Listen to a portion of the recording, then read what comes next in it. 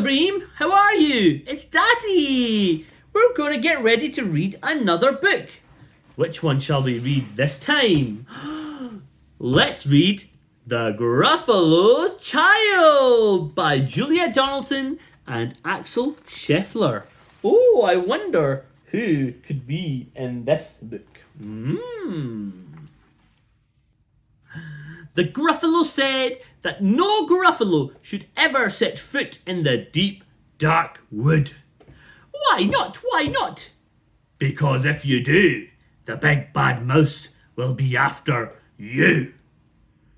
I met him once, said the Gruffalo. I met him a long time ago. What does he look like? Tell us, Dad. Is he terribly big and terribly bad?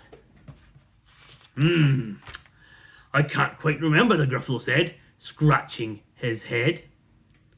The big bad mouse is terribly strong, and his scaly tail is terribly long.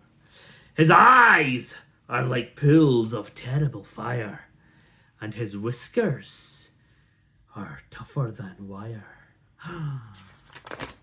One snowy night, while the Gruffalo snored, the Gruffalo Child was feeling bored.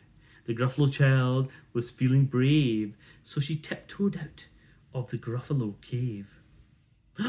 The snow fell fast, and the wind blew wild. Into the wood went the Gruffalo Child.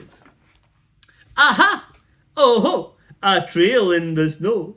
Whose is this trail, and where does it go? A tail poked out of a log pile house. Could this be the tail of the big bad mouse? Out slid the creature. His eyes were small, and he didn't have whiskers. No, none at all. You're not the mouse. Not I, said the snake. He's down by the lake, eating Gruffalo cake. The snow fell fast, and the wind blew wild. I'm not scared, said the Gruffalo Child. Aha! Oh, marks in the snow. Whose are these claw marks? Where do they go? Two eyes gleamed out of a tree-top house. Could these be the eyes of the big bad mouse? Down flew the creature. His tail wasn't short. His tail was short, and he didn't have whiskers. Down flew the creature. His tail was short, and he didn't have whiskers of any sort. You're not the mouse, too. Not I, but he's somewhere nearby, eating Gruffalo pie. The snow fell fast, and the wind blew wild. I'm not scared, said the Gruffalo Child. Aha! Oh, a track in the snow.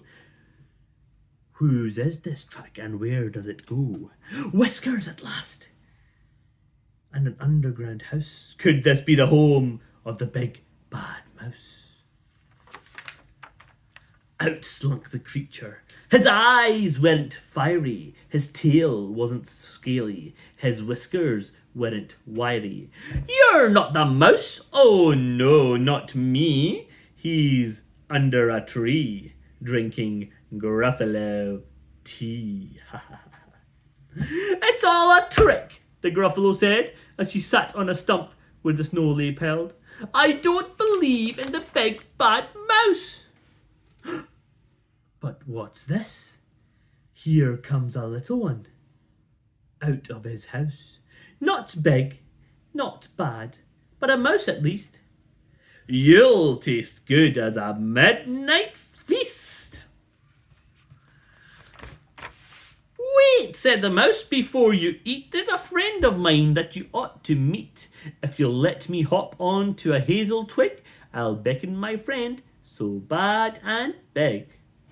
The Gruffalo Child unclenched her fist. The big bad mouse, so he does exist. The mouse hopped on to a hazel tree. He beckoned, then said, just wait and see. Out came the moon. It was bright and round. A terrible shadow fell on the ground. Who is this creature so big, bad, and strong? His tail and his whiskers are terribly long.